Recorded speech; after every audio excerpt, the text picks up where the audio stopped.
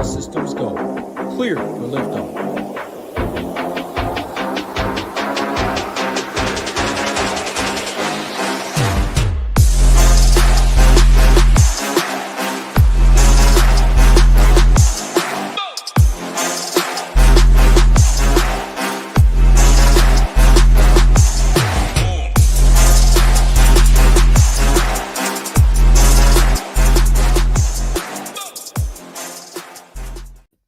What's up, everyone? Tyler Tamboline here, a.k.a. ToeTagginTambo, back for another edition of the Monday Night Football Showdown show here on the Ship It Nation YouTube station.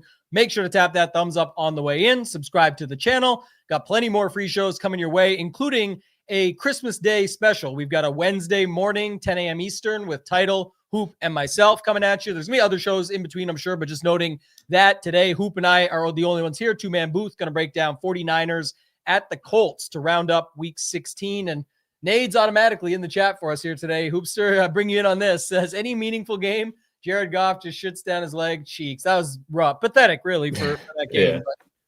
Yeah, that was, I guess Nade's opened up the can. That was bad, but it's like, man, if you've watched these shows, I mean, I'm obviously a Lions fan, but I've been very, very realistic since day one. And I don't know, you could just kind of see, like when the writing's on the wall and the way the NFL is, like Jared Goff is not going to win NFL games long term. Like his style of play is the way he plays quarterback is obsolete. Like in the Peyton Manning era, yeah, that stuff kind of worked. Like obviously he's nowhere close to Peyton Manning, but like where you don't need to really escape. Tom Brady was able to do it. Like those sort of quarterbacks are a dying breed. Like you have to have some mobility. Like you have to be able to escape pressure. You don't need to be a running quarterback. You have to be able to escape some pressure.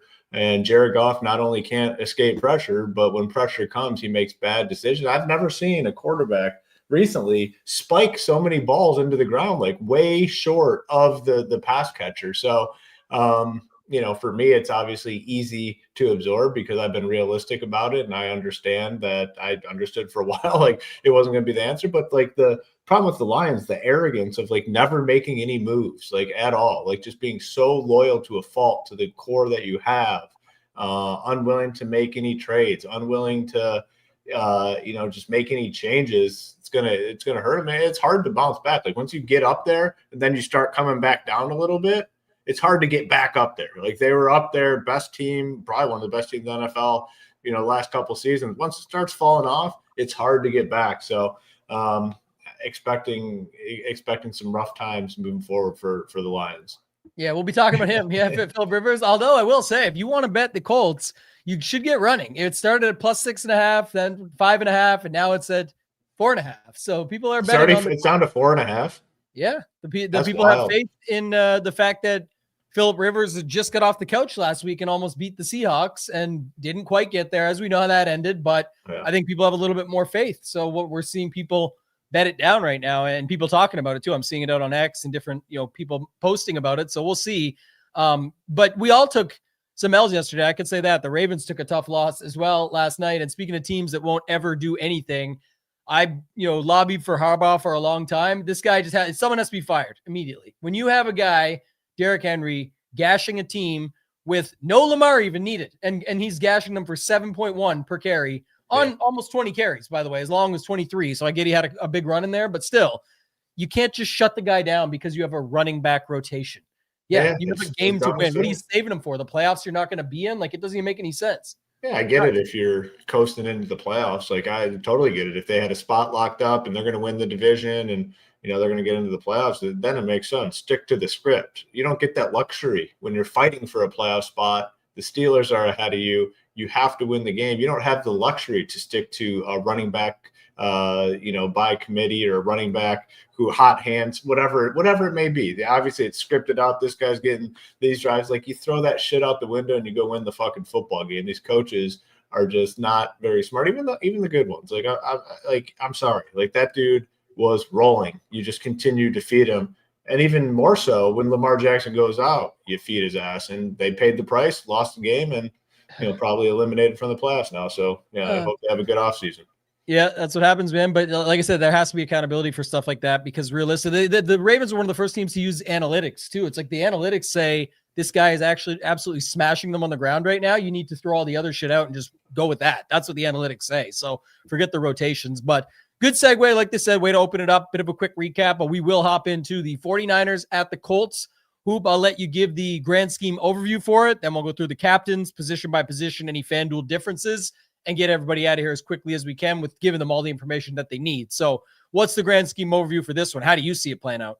Yeah, so I mean, I think definitely, what we saw from the Phillip Rivers led Colts last week is probably what we're going to see a lot of this week, where they're just trying to get rid of the ball as quickly as humanly possible. And, there's not going to be many explosive plays on the Colts side. I think we can definitely agree to that. I think everyone can agree to that. So what it really does, it really does force you to go a 49ers heavy approach in captain, in my eyes. Like, that's what I just don't see outside of Jonathan Taylor, obviously, who does, I think, benefit maybe a little bit from the Phillip Rivers thing, because he's going to get more dump offs, he's going to get more screens, and if they get any sort of lead, they're going to just rely on him heavily. So I think Jonathan Taylor is a phenomenal play in all formats.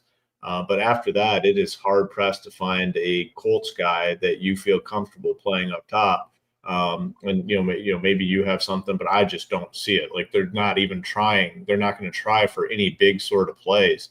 And then like the volume stuff, like Michael Pittman Jr. or Tyler Warren are guys that have been able to get there strictly on just volume alone. They've had like really big reception sort of games. Then you find the end zone and it's good. I just don't see it here with this offense. So it leads me to a 49ers a heavy approach up top, and that's honestly probably what the field does. So it's going to be, what can you do to get a little bit different in the flex is kind of how I'm approaching this one. 49ers offense kind of at full strength. I think they're a legit contender this season to win the whole thing. I mean, they were decimated early on in the year. No Brock Purdy, no Kittle. I mean, they're down to nothing. They grinded through that, and now they're at full strength, kind of rolling into the playoffs. I expect the 49ers to make a run potentially this year. And just in regards to this game, though, it's like they have all their main guys, and that's who they kind of go to. McCaffrey, Kittle, Jennings, and actually, what's his name's out? Pearsall, right? So yeah, we do have some cheaper potential options. Kendrick Bourne, pretty cheap. DeMarcus Robinson was getting some reps. But they still stick to some tight. It's not like the situation. What was I can't remember the last showdown slate we did, but it was like 6 different random wide receivers that could get some reps. Like with the 49ers, it's still, despite being down a guy, it's still it goes to the next guy. Bourne and DeMarcus Robinson. They're not going to mix in a ton of different guys like the Packers do or whoever it may be. So I think it's a pretty clean game in terms of DFS, and I don't think there's much guessing about the slate. I think each team, you kind of know what they're going to do, and you can kind of apply that to your lineups here tonight. Yeah, I agree with a lot of that, and glad you broke it down that way, because I think it's important just to think about it from that perspective. Even in the trailing script, like a lot of the chat's talking about, and that type of setup from a captain perspective, it's like I would consider Warren up top. I like him. Obviously, Jonathan Taylor. If you're going that side of the builds, I'm playing a portfolio of builds, but I think for people building one lineup, they're going to have a tricky time going to those guys. And so I wonder too, Hoop, if you think, as we segue to captain now, Jonathan Taylor projects to be just behind McCaffrey, but I don't know. Like, is it, and okay, sure, he's going to be behind him. I definitely know that. I'm saying it in the other way. I'm like, I know he's going to be behind him, but is it really only going to be a few percentage points that JT is behind him, or do people are just find that money? Because it's only an extra $1,200 to get to McCaffrey. I think we could see McCaffrey really get up there, and even JT could moonwalk back a little bit. You'd add a little bit of his moonwalk to McCaffrey, but I think you'd add more of it to like Purdy, Kittle, Jennings, guys like that start to get a boost because people just prefer to go that route. What are your thoughts? I personally think it's a wider gap than everyone's kind of showing. We have it as like a 3-point gap between the two. McCaffrey right around 25%, Jonathan Taylor 22%, the captain. Sabre does show it the opposite, which I don't totally disagree with. I think it's definitely going to be McCaffrey that gets more because they're favored in this game. They have a higher team total. So I think it's McCaffrey. I think you could potentially get 28-ish range. And I think Jonathan Taylor could end up like 18, 19, 20. So I think there's a chance where it might be like an 8 to 10 percentage point gap when it's all said and done. And no one's really showing that right now, but I do think that will be the case. They're projected to score, 5 more points. They're projected to win the game, obviously, by 4.5 or 5. And then the offense is just clean, much, much cleaner on the 49ers. And I think a lot of people are going to go there. So to your point, I do agree. I think the gap does end up wider. Yeah, I see Matthew has brought it up here now. And this is Kenny's correct on this. Andreas, Kenny's correct. Yeah, Niners run D has been poor with not 100% line. This is true, but also less of my worries. Like that's not why I'm considering what we do on this show is consider all I care about is what the field is doing. What actually ends up happening is what's going to actually end up happening. And it matters after the results come out and for our lineups. But I'm saying I want to know how is the field building so I can assess how I want to build against them. And I don't know if as many people are considering that for that reason or even thinking about that. And I think to Hoop's point there, and what we'll end up seeing tonight is that JT is popular, but just not as popular as he currently projects for. At least the gap will be wider between McCaffrey and him, because I do think people can find the money quite easily and just move it over. So, and you'll see other stuff tonight too, Hoop. You will see 1-5s with McCaffrey up top and people trying to run it back, or 2-4s. Like you're just going to see more lineups. And then of course you'll have 5-1s or 4-2s and 3-3s and all of that on top of it. So I think you're going to see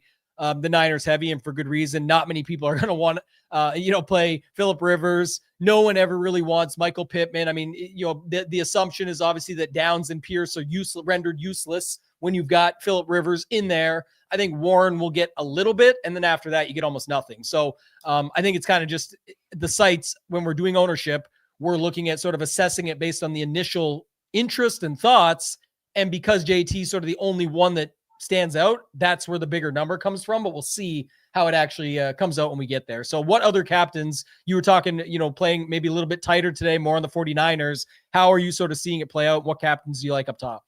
Yeah, I mean, it's going to be kind of boring for me in the captain spot, because I think on the Colts side, it's just going to be Jonathan Taylor. And I don't want to go like crazy on Jonathan Taylor. I just want to be somewhere around the field on him. But I will be definitely more focused on the San Fran side, just fewer questions. And I know where it's coming from. And you have Pearsall out as well, which I think is a little bit of a boost to everyone else in terms of their ceiling. Like obviously Bourne and Demarcus Robinson become better plays, more playable. But I think to me, there are still more flex plays. I'm looking at McCaffrey. I'm looking at Purdy, Kittle, and Jennings.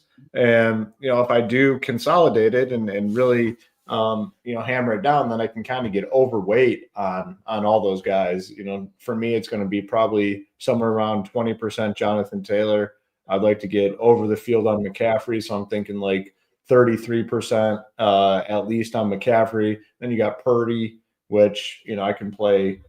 We're showing 9%, like somewhere over 10. And then Kittle, 10 to 15 range. And then Jennings right around 10. And I'm at least over on every captain that I play, and then probably right around the field on Jonathan Taylor. So if it is one of the main 49ers captains guys, I have more pass to get there than the field. So that's kind of how I'm playing it. I just don't really want any of the fringe guys, like even, Bourne and Demarcus Robinson, who get the big boost. Like I just don't really see them up in the captain. But I do agree with you. If I was going to add one more Colts guy, it would definitely be Warren. And his ownership is looking pretty low on the captain. We have it at 5. Sabre has it at 4. So it wouldn't take much to get over on Warren. He'd be the next guy that I do add to the group. And like it is a cheap price tag on Warren. Like his captain price is still under 10K, like 9,900. So you do get like a mid-tier sort of build if you do play a guy like Tyler Warren up top, so you can kind of play him up there and load up on with some of the studs on the slate. But it's definitely going to be 49ers heavy for me up top. Yeah, and we'll see this too. But I use the Stone at Ship It Nation, and we have the captain optimals in there. There's like 6 standouts, and 4 of them are on the 49ers side. One of them is 2 of them are on the other side, but it's like way less. It's on Warren. So it's exactly what you just said. It's the 4 guys over there, the 2 on the other side. The other considerations, like the chat mentioned, I guess it's to each their own and all how you view it. Like 49ers D actually pops because obviously if you like all the 49ers and you're going against Phillip Rivers and you think that that's how the game's going to go, then sure. But one thing about that is like you're going to end up on a very similar lineup. So I think it's really good if you're playing a very small field, but that's kind of the main issue with that. Guys like him and Pinero won't be heavily owned at all, but you'll land into a very heavily owned build. So hopefully you're in a smaller field where it can make a bigger difference for you. Go ahead. Yeah, and just on the Purdy thing, I hope that holds true. I mean, we're showing a very low number. We're showing eight or 9, but Saber has it at like 5, 6 range. If it's like below 10, which seems pretty likely to be below 10, I think he might end up being my favorite captain up top for a few reasons. Like he'll spread it out to all the guys, including the running back, obviously. And then you have some rushing upside too. I mean, he ran the ball 7 times last game, 7 for 44. So, 300, 3 touchdowns, 40 yards rushing is definitely in the cards for sure tonight. So I do really like Purdy up top. Yeah, and we'll have to see. Definitely made sure to avoid that. Like anytime we're throwing out like 2 numbers, I'm avoiding those 2. I'll just bump it up 1. Go to 7, 8 or 5, 6 or something. I'm on the sides of the 6, 7. I'm not getting right in the middle there anymore. Since it's been banned in schools, now it's easier. It's faster to count to 10. 1, 2, 5, 8, 9, 10. Done. Yeah. What am I missing? 6. That's the one. So you just get right through it. But we will see. But I guess my thought would be is I think we're closer on Kittle. Like I think we're almost around 15 on Kittle. And I actually think that's possible because at 12-6, he's a bit of a break. Purdy is just in between. So I do think Purdy stays behind Kittle. But honestly, I think that tightens up a lot more than sites currently have it, including our own. So I think that's what people are going to come around to because the builds sort of look nice. And when you put them together, it's really easy. His target tree got shorter, like you said, with no Pearsall. It's not like, to me too, by the way, it's not the same as this game has a bunch of backup options at wide receiver. To your point, you've made the last few shows we've done together on this hoop where it's like, who is the actual wide receiver 2? And for, the 49ers, it's probably Kittle, but and then it goes to Bourne, who definitely will still get action and guys from down there, but it's not the same as these nobody. Like for them, I feel like Bourne is fine. I feel like Robinson's fine. And then it's whatever. And we'll talk about that when we get to FanDuel later, but putting Purdy up top with 2 to 3 pass catchers is very simple on this slate. And then whatever happens after that, also, if you're trying to leverage McCaffrey or whatever you're doing there, if you want to use him in the flex, you can still do that as well quite easily. So I definitely think it's interesting on how it's going to play out, but I think the ownership numbers are wrong right now, and we'll tighten things up before lock. But I think that this is the setup of just the early thoughts and the way it's kind of going as of now. So yeah, I don't have too much else to add though at captain. Like I said, I think it's pretty straightforward. It's going to be, how you're building out your lineups. The other thing is more roster construction as a whole. Just again, on early builds, first dry runs, like we always talk about and do, 4-2 for the San Francisco side and 3-3 with the San Francisco captain are like by far the most popular. You're not seeing as many 5-1s as usual. And if you are seeing 5-1s, it's obviously very heavy to the 49ers side. So just things like that you can think about depending on the field or buy-in or whatever you're playing in just is going to be what you're going to have to think about more than kind of the rest of it. It's pretty clear who these captains are. And then after that, build it out from there. Anything else you want to add at quarterback in general? Like, I guess this is the way about quarterback then, because clearly if you're playing Purdy up top and we're talking about it a ton, it's easy. But what about Rivers in the flex? Like how much Rivers do you think you'll see? He's currently looking to be somewhere around 20% owned. Yeah, that's what I was going to say. I mean, it's definitely an important talking point, like what you do with Phillip Rivers, because there's probably been some slates, but man, how rare is it to see a quarterback with such low ownership? Like, yeah, we're showing, what do you say, 20%? Yeah, we have it at like 19. Saber has it at 13. It's not going to be 13. Another source has it at like 16. So everyone agrees sub 20% on a starting quarterback. It's like, wow, I still don't want to play his ass. The projection on Phillip Rivers is we have it at 11.8. Saber has it at 10.2. Like starting quarterback projection below 12, right? Like that's going to be the projection when it's all said and done. Below 12, ownership below 20. But like, what's the upside here? how does he get there? It's like a low scoring slate, right? If somehow this game is like 17-7 and it's one passing touchdown on the Colts side and, McCaffrey runs in 2 on the 49ers side and you need, whoever Phillip Rivers threw the touchdown to, the Colts are going to try to make it an ugly, low-scoring game. So I guess my initial lean on Rivers is probably just overweight, like in the flex. It's just like we always talk about it with like cheap running backs where they can get there in, one drive, like 1 2-minute drill where if they get 3 dump offs, like that could be enough. Like when you play Phillip Rivers tonight, you're banking on a low-scoring game. And, even despite the short little passes that he's going to throw, there is a chance that someone breaks one and takes it to the house. What if it's a little, en route to Tyler Warren? He breaks a tackle, gone for 50, 60 yards. Like, obviously that's going to be good for Warren, but it could be good enough for Phillip Rivers as well. So I just got to be overweight on a starting quarterback that's going to be under 20% owned. Like, I don't care how old the guy is. Obviously, Phillip Rivers mid-40s is not very mobile, but he gets to touch the ball in offense, every single time before anyone else does. So at that low ownership, I got to be overweight, but it is an important talking point, the Phillip Rivers thing. Man, the props are so disrespectful. It's got to be so bad. Crazy. 158 passing yards. They got a 0.5 over under his touchdown. You can't even give the guy 1.5, and it's juice heavy, but I'm saying like to the over, but I guess it's pretty. I guess that was another thing. I talked about this with Nades this morning on Takedown Breakdown. When they give I know it happens sometimes when you give an NFL team like an 11-point team total, like the Raiders yesterday, we've just seen so much happen this NFL season. Like they're still an NFL team. It's pretty crazy. Yeah. Like, and they almost won the game. I know that was some crazy outcomes with Genty, but man, that was 11 was their team total and they popped up 21. Like these teams, I think Kenny just said it in the chat. I saw it here.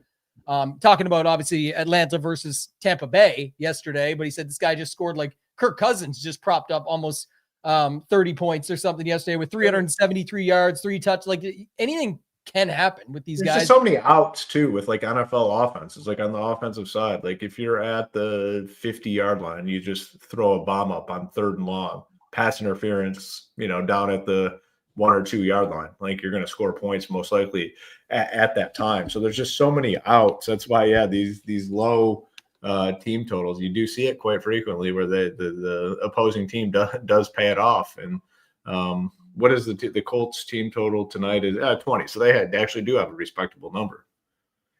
Yeah. The other thing, I think what Ross was trying to say in the chat, and it's not, I don't know, my book has it a little bit different, but what he says, so the other thing about the JT stuff, so maybe just circling back a little bit on JT, because we're going to running back in a minute anyway. I'm with you on the overweight stance on Rivers, I'll say, for, in flex. Like you imagine, again, if you have the stone, you'd be able to see this stuff. I think our ownership is closer on him to being correct, and he's still looking pretty good. If you don't have the stone, you can get it. We'll show you how in a minute, but just one quick note I'll say is going back to JT, maybe he will be as popular as it currently says up top, because he is plus 210 on my book to score twice.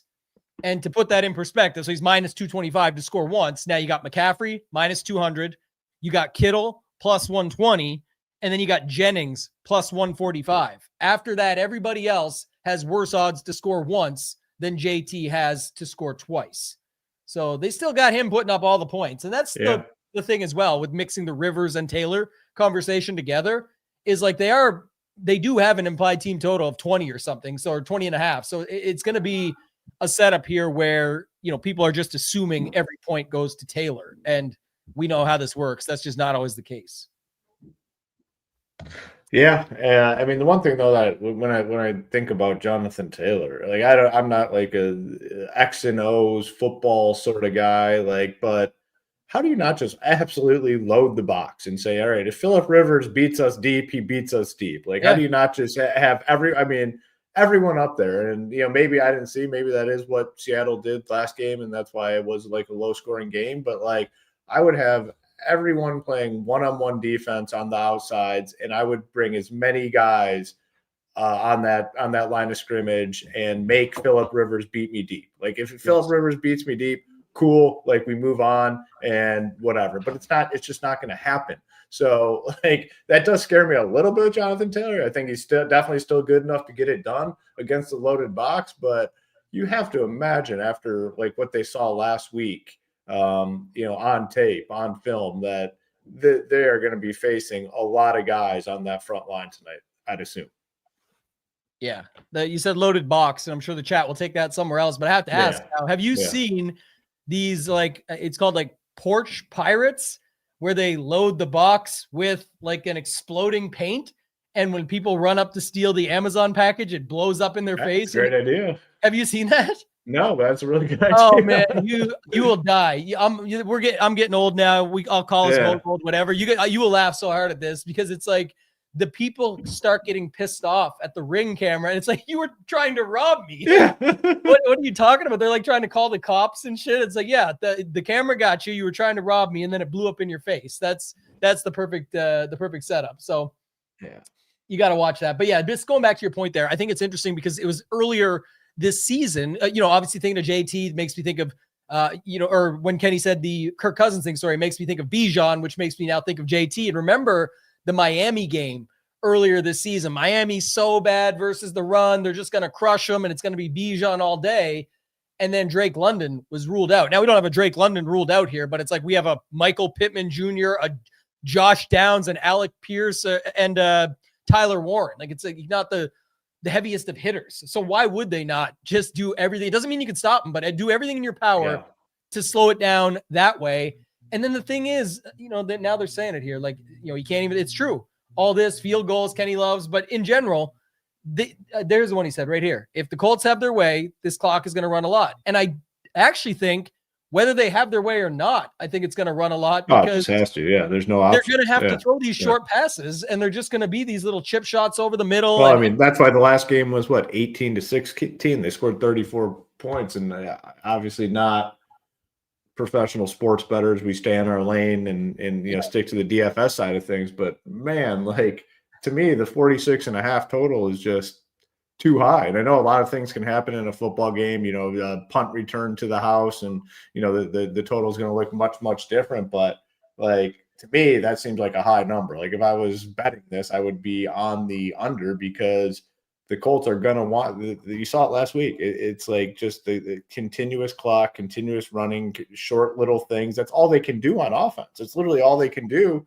And they want to grind the clock. And when the Colts get a lead, they're on the road. If the 49ers get a lead, they're on the road. I'm sure they're going to be fine getting the hell out of there with a win as quickly as possible. So I'd definitely be inclined to be on the under here opposed to the over. The 46.5 just seems like a very high number to me. How about them Cowboys yesterday? Yeah. I don't know. Yeah, I don't know. Title was he really wanted to bet that game for some reason. Like, I don't know why. There's like 13 games. Like, you could choose any other one, but he wanted some action in that game, and it didn't go the way that we predicted. I'm wondering why he's not on the show today. He's mad at us. We forced him on the Cowboys yesterday, and that didn't go well. So maybe that's what it is. But it's good fun. Yesterday's show was a lot of fun. I love that game. Did have some key pieces though. The Quentin Johnson had the big game, and you got Moss. That's why I wish he was on here. I already had I'm giving him props double time because he was on Takedown earlier, man. This guy, as soon as it happened, I went to the Discord. It was exploding with messages, man. And the Moss is the Randy Watsons from Coming to America. We had everything going on in the Discord at that time. That's the best part. I love our guy Title, but man, he's young and he probably definitely doesn't appreciate the Randy Moss era. Like, he just threw it out there just like it was a normal statement, like Michael Wilson on Randy Moss's level. Like, Title, like, that shows your age, man. Like, Michael Wilson, like, come on. I want to get it clipped though, because his confidence when you gave him a second chance to repeat it, and he doubled down so hard, quick, and then he got it. He just owned everybody, and that's what happened. I know it's like, again, nobody's going to go with it, because obviously what you said, knowing the era, knowing what Moss did and everything, but for the same day of his call to then watch that happen with a random Moss style touchdown, that was cool. I thought that was funny. Yeah, it was. That's good. Definitely, there's some good content somewhere in there. That's for sure. Isn't there like a statement like, we ain't in Kansas no more, like from a movie or something like that? The Chiefs will be leaving the state of Missouri and will announce the move to Kansas today. So Yeah, I don't. Man, Yeah, I sad wonder times. why. Yeah. Minshew goes down and they got to move. Yeah, yeah. Organization altering injury. Or yeah, Mahomes, whatever. But There's Minshew. got to be Although, by the way, something. Minshew didn't tear his ACL. They checked it now. He's Yeah, not quite an ACL injury, but that sucked yesterday. yeah. Another week you can play him. Yeah, can't. Yeah, they're Well, moving. no, he won't be back this quickly. He's still. He's not that kind of player. He stays out when he's out. So. Yeah, I All don't right, get the whole. There's got to be more to the Chiefs thing, but yeah, it's definitely interesting. I don't know. What did they say? They said Kenny could be right. plans It to replace the popular but aging Arrowhead Stadium with a new state-of-the-art venue capable of hosting major year-round events. Okay. Yeah. Yeah, sure. Yeah, I'm sure finance. There's always tax reasons too, and things like it's that. probably definitely a financially driven thing. It's either finances or politics. Probably one of the two. I'd assume is the reason they're doing this. Follow the money, they say. Hoop. That's the kids are saying these days. True. All right. What else do we got here? Anybody else at running back you want to talk about? I mean, the McCaffrey side, we could switch over to that and spend a minute there, and then we can move through wide receiver, I think, pretty quickly. But go to the McCaffrey side of this. We talked enough about Jonathan Taylor. Is there any McCaffrey thoughts further, or anybody behind him, or the Amir Abdullah stuff with the Colts? Anything else you want to bring up at running back today? Yeah. Not much more to say about McCaffrey or Taylor. I mean, we talked about them a ton, but I will say this is definitely, it kind of goes against my style of liking these backup running backs, but I think both are viable. Brian Robinson Jr., 9 carries last game. Like, he has a legitimate role. I mean, it's probably somewhere between, 6 to 10 carries and more upside if it is a blowout, which there's no reason to believe it's going to be. I mean, the line's moving in favor of the Colts, only 4.5 favorites now, but like, he has a legit role at 3K, 1 touchdown, probably need him. And then Amir Abdullah, 5 targets last game, and he's perfect for what they're going to try to do with these little bullshit dump off things. And he's 2,400. So I think Robinson Jr. and Abdullah are very solid plays.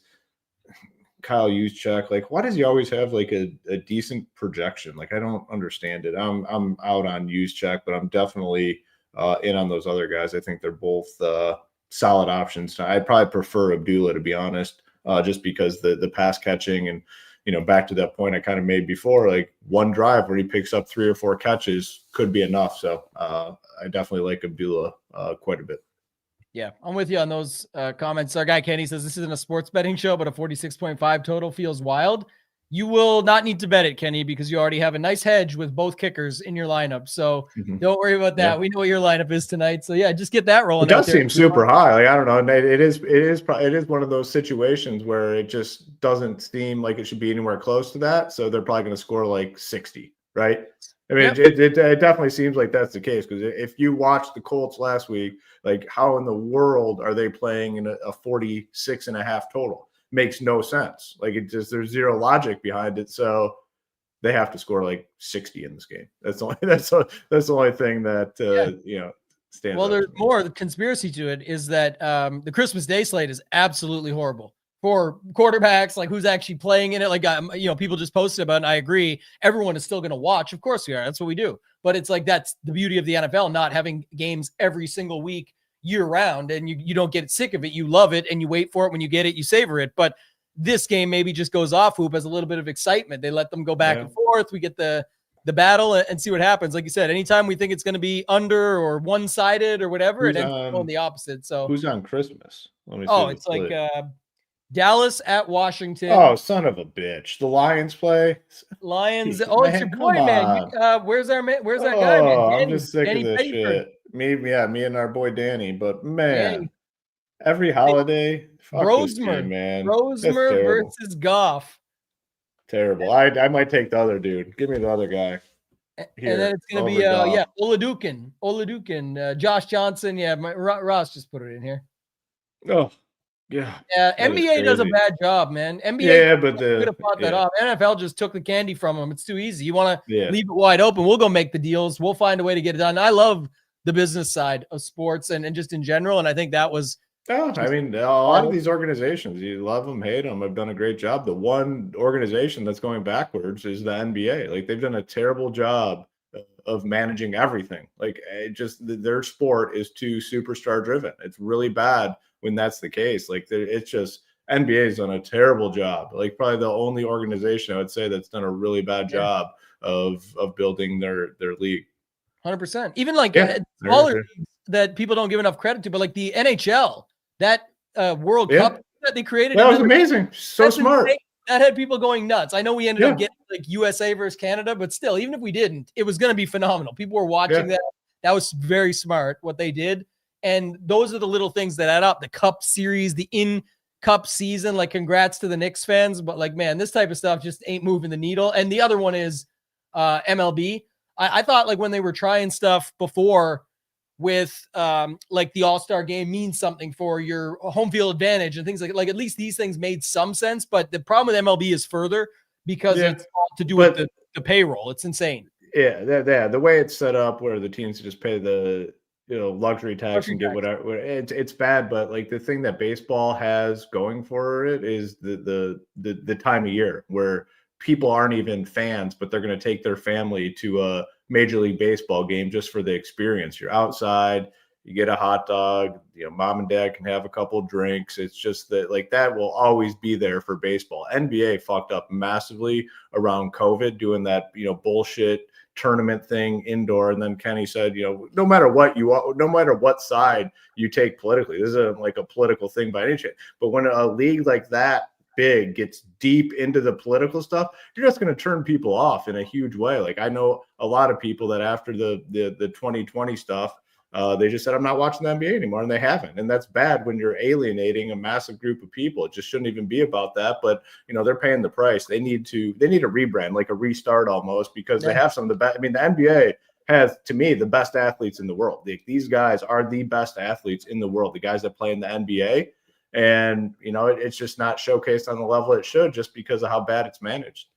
Yeah, well, I think the rebrand is going to be when a Saudi Arabian money comes in like it did with Liv, but I think it'll work better in basketball. I think it'll actually work because the way basketball is as a sport and like, every kid can play it from growing up. It's not to say like for golf, the challenge has always been like not everybody can afford golf or play golf and you can't do it year round and the weather gets involved. Like you play basketball indoors, outdoors, year round, whatever level, learn from day one all the way up. So I just think basketball and a lot of these major owners and stuff like that sold their share pieces in their teams and stuff are because they're like, that is a likely thing that could happen where this just becomes its own league. And people have talked about like LeBron eventually doing that or starting up his own or something along those lines. So I don't know. Tough to say.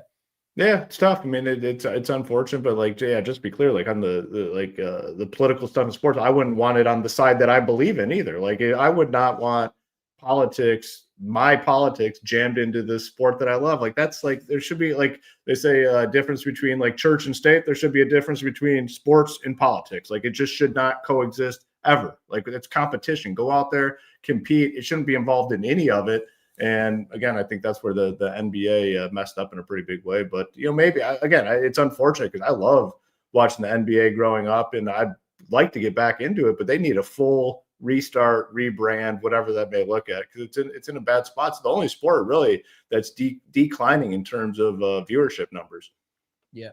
And to Michael's point, and then we'll move on. That's what we're saying. They can literally have the worst slate possible. Teams that, it shaped out poorly based on how the season went. They had it set up for what could have been really good. It turned out to be really bad, but it doesn't matter.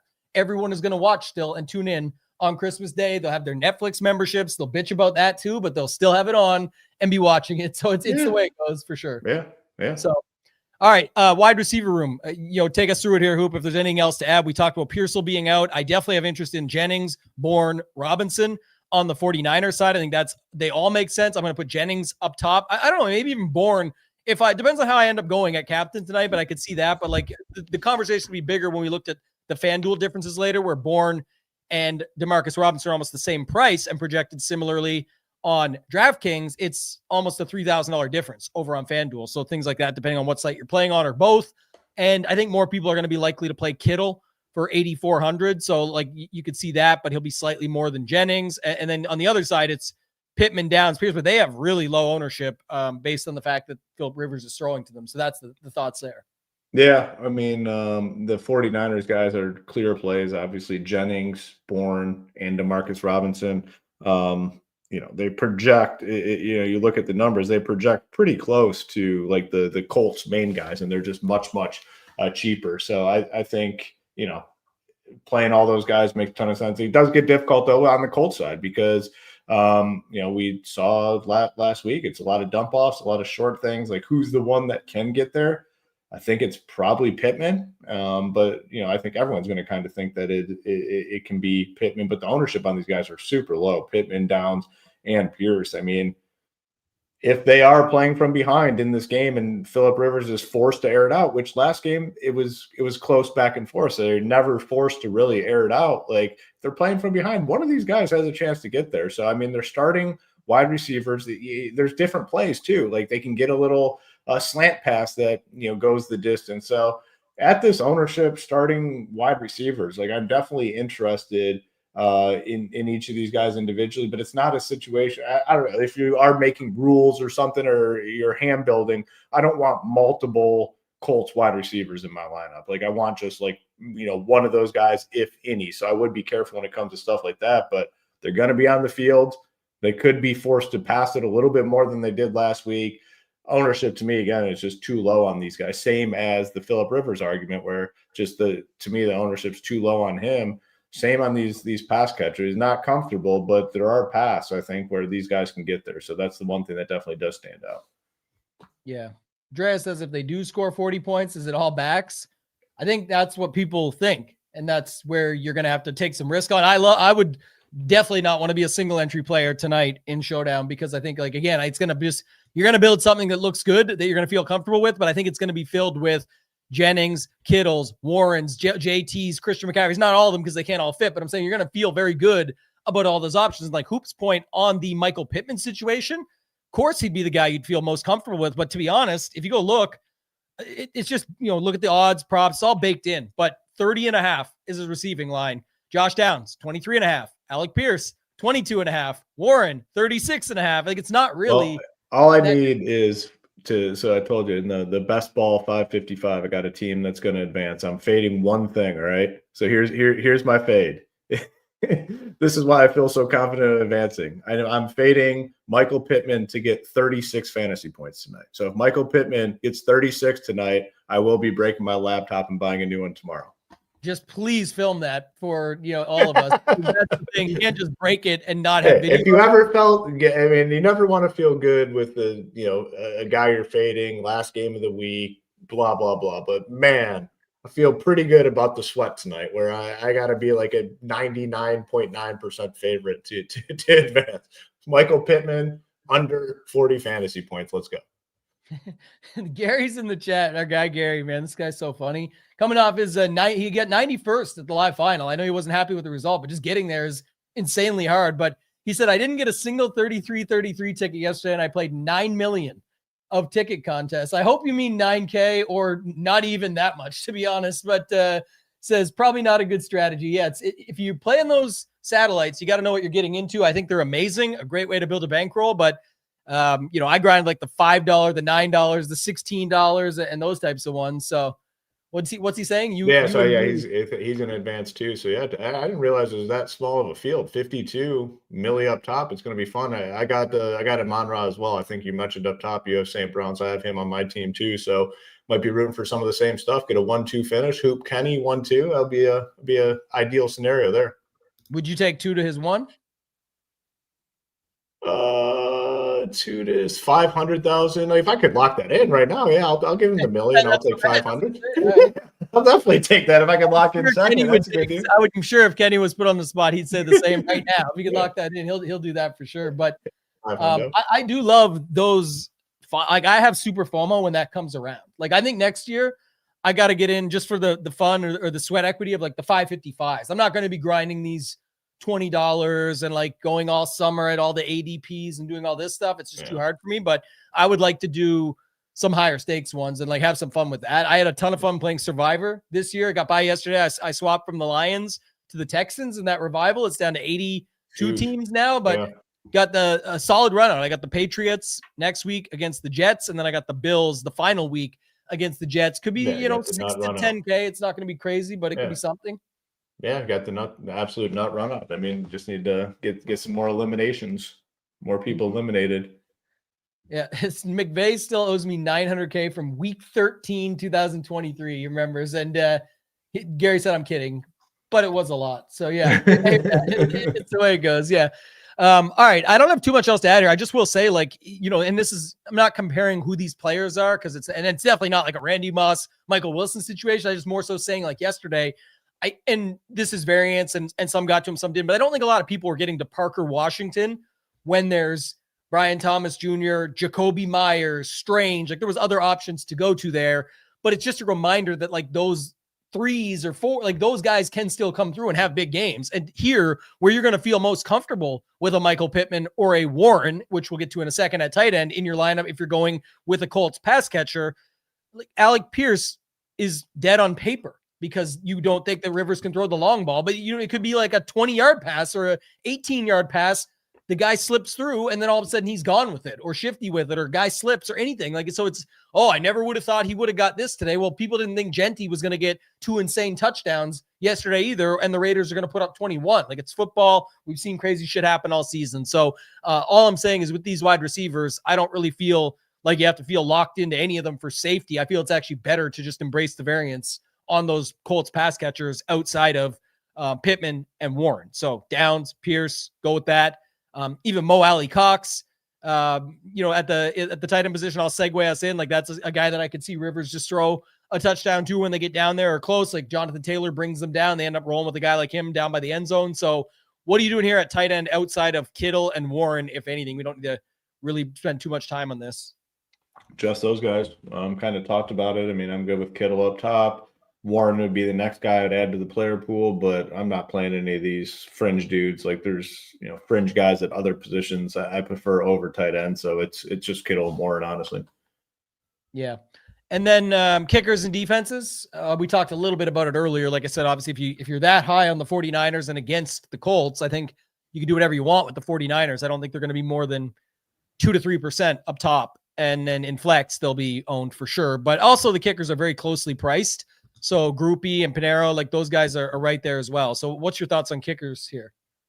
Yeah, and on both. I mean, Pinero, we like to look at the game logs, and he's had some big boy scores this year. 10, 12, 7, 17, 18, 11, 1, 12, 2, 14, 14. So he's hit double digits 1, 2, 3, 4, 5, 6, 7, 8 times this year, and it looks like he missed 1 week too and missed early on in the season. So like 8 out of like 12 weeks, double digits, definitely in on that. And then I think Groupie's fine. Like, they're going to take points if they can get them, especially if the game's close. We saw it last week. You had to kick a shit ton of field goals last week. Yeah, well, you may have made 15 fantasy points.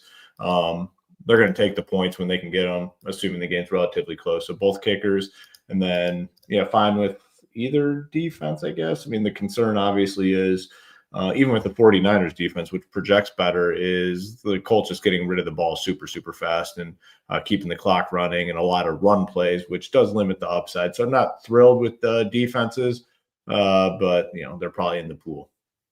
Yeah, and just a note on, I'm not going to add too much more to that. Like, you've got it covered, but I will say, just back to the fringe tight ends and even the fringe wide receivers and stuff, like the Brian Robinson at 3K is still right there. And again, I think he will have some ownership, but like, that's clearly the spot. This guy has solid touchdown prop for his price, in general. Again, not that those are everything, but just noting it. And the fact that, like you said, he's already had a role. There's a couple different ways this game could go where he's involved still. So like, realistically, he's kind of game script independent for at least getting playing time. And then it's a matter of just, it could actually work even more in his favor. And then also, he has like almost 25 yards on the ground as his prop as well. So like, he's got the real numbers at just 3K. And I'm sure people are catching on to that. He's 15 to 20% or something, but that is a way that you could get different enough, just as a thought there. So definitely like that option. Again, we'll see how the lineup builds shake out, and you got to think about your total roster construction. But anything you saw on FanDuel from your end? I noted one already, Jennings versus Bourne. Jennings is, what do we got here? Jennings is, no, sorry. It was Bourne and Robinson. So 4,400 and 4K, Bourne versus Robinson on DraftKings, 7,200 versus 4,800 on FanDuel in the difference. Yeah, that stands out. Kittle, I'd say, is pretty damn expensive on FanDuel. I mean, he's only $600 cheaper than Purdy. Purdy's 11.8, Kittle's 11.2. 11-2, Kittle's got to do a lot. I mean, Jonathan Taylor is 12-6, McCaffrey's 13K. Kittle at 11-2 needs to do something big. So that definitely stands out. Will, probably keep his ownership in check a little bit more, but Jennings 9-4. The kickers are still, relative to everything else, pretty cheap, I would say. 6-2 for Groupie, 6-8 for Pinheiro. Alec Pierce, $8,600. Like, how in the world can you click that name? Like 86, even like game theory stuff. Like, how could you pay 8,600 for Alec Pierce? That's one of the more wild price tags of the year. Juszczyk is probably as cheap as you can go at 1,800. So it's going to be pretty difficult over there again with roster construction, because we just lack the cheap options. But man, Alec Pierce at 86. That's more that's than wild. Pittman, I just realized too. Yeah. That's a wild price tag. Yeah, Pittman's 8-4. Pierce is 8,600.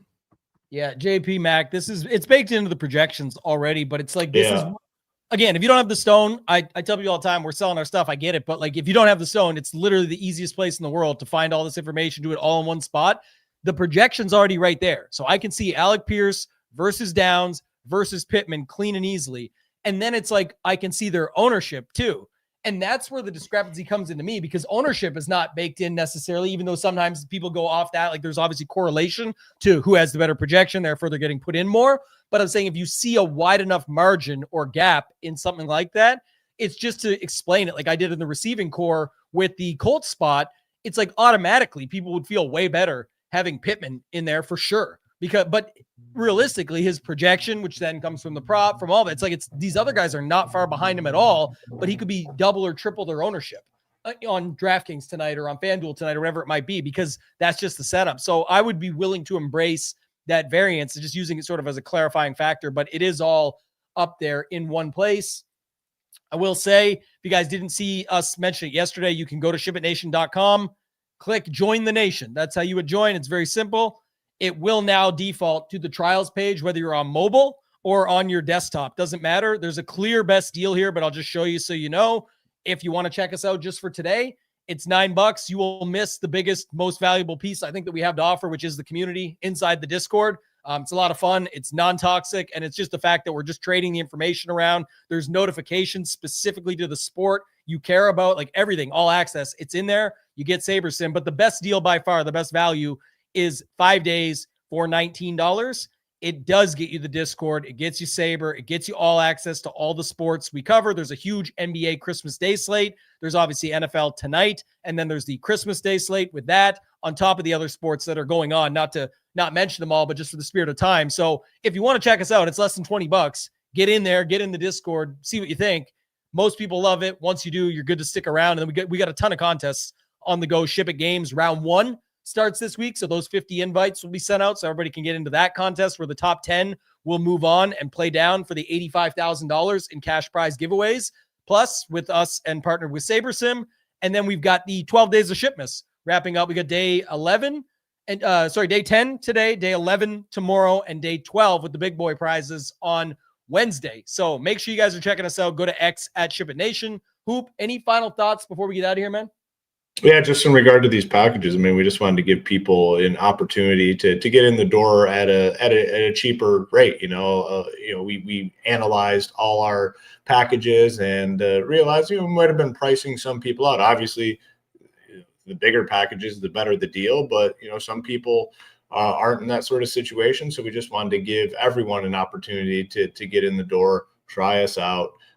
And then the big thing really is joining the community, because it does turn into like a family feel when you fully get in. You're in the Discord, interacting with like-minded people on a daily basis. It's like a support group, a great community. So, but we wanted to give everyone the opportunity to at least get their feet in the door and see what it's all about. So excited to get some of these daily packages rolling, and the 5-day too. Someone put in there 5 days, great deal. Yeah, that Marquis got in this morning. It's our man Stats. I'd love a good free show with two sharp gents. Also, sorry for your loss, Hoop. I know the Lions game was painful. Yeah. I mean, Ravens game just as painful. So we're both hurting units today, coming back off those losses. But to your point, if you go up, that's the other thing. Once you're in on the 5-day, if you like it and want to stick around, you can just email us info@shipitnation.com or hit me up direct, even if you want, Tambo at shipitnation.com. We'll make sure you get the best deal. But SaberSim offers a starter pack on their site and ultimate. It's $97 a month for starter. It's $297 for ultimate. Ours is just slightly more, but you end up getting almost half price off our stuff with all of our extra add-ons. You see the green check marks are related to what you get with SaberSim, all the additional stuff you get. So our projections, ownership, the stone, like we've talked about here, the rankings, the slate plans, the core reports, the player pools, the education courses that are all included across all sports here, the Discord community, and then, the little bit extra. But like Hoop said, all the people we're talking to and in the chat here, like our man Gary will back us up. Anyone who listening who is not paying for Ship It is missing out and borderline a cloud. We're nicer than Gary knows, but it's worth every penny. He says we hope, we like to think so, and obviously we try and make it more affordable. That's really what the trials were all about. We would stand by the fact that we have the most affordable, most valuable content. But what is tricky, like if someone's watching an MMA show and wants the UFC content for the night, before, it's a ton of great content and it's worth it, but they would be forced to pay a weekly all access price of like $34.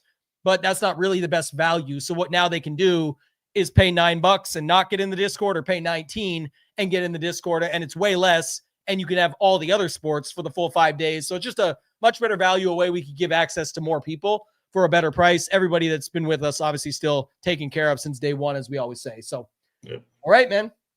It's the last show before the holiday season for those celebrating Christmas out there. So we have the Christmas Day slate on Wednesday, 10 a.m. Eastern. Hoop, Title, and myself will break it all down. We don't care, and I know you don't either, if the games are bad, because there's going to be a ton of money that you can win. There's a Millie Maker on DraftKings. There's some bigger contests, satellites, big time, like our guy Gary mentioned earlier, because the big ultimate main event is coming up this weekend for the 33-33, which is going to be exciting. So it'll be a good week ahead.